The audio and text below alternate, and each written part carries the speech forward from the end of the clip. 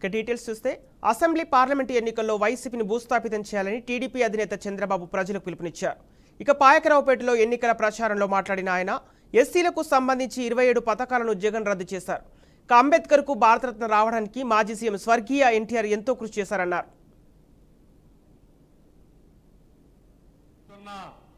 ఎవరైతే కుంభకోణాలు చేసిన వారిని ఉక్కు పాదంతో అణిచివేసే బాధ్యత మాదని మీ అందరికీ హామీ ఇస్తున్నా.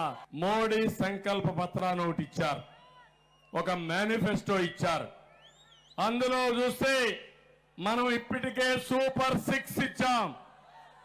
మా మిత్రుడు పవన్ కళ్యాణ్ గారు అన్నారు, ఆరేగా సార్ 10 ఇద్దామని. నేనన్నా ఓకే అన్నాను. ఇప్పుడు మేమిచ్చే కార్యక్రమాలు, కేంద్రం ఇచ్చే కార్యక్రమాలు రెండు కలుపుకుంటే ఆకాశమే హద్దుగా అభివృద్ధి చేసే అవకాశం ఉంటుంది. మన సూపర్ 6 లో కూడా ఇవే ఉన్నాయి. జగన్మోహన్ రెడ్డి చేసే పని 10 రూపాయలు ఇచ్చి 100 రూపాయలు దోచేయడం.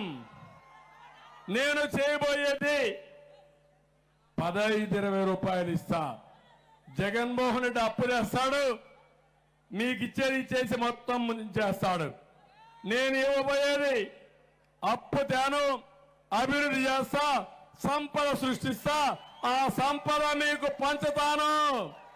ఇంటి తాళాలు, బీరువా తాళాలు మా ఆడబిడ్డలకు ఇస్తా, ఆర్థిక శక్తిగా తయారు చేస్తా, దేశానికి ప్రపంచానికి ఆదర్శంగా నా తెలుగు ఆడబిడ్డలు తయారు చేస్తానని నేను మీ అందరికీ హామీ ఇస్తున్నా.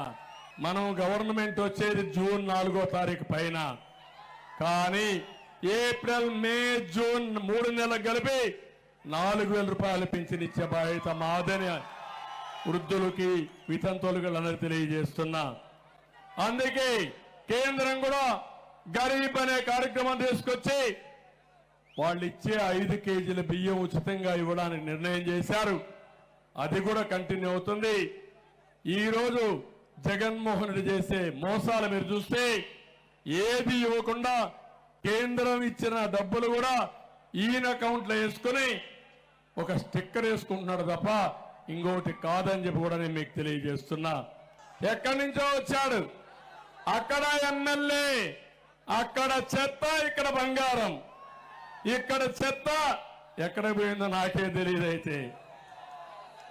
నేను ఒకటే చెప్తున్నాను మీ అందరికీ, ఇక్కడ ఇవి కాకుండా నక్కపల్లిలో ఏపీఐఐసి 8,000 ఎకరాలు ల్యాండ్ ఎక్విజిషన్ చేశారు నేనున్నప్పుడు.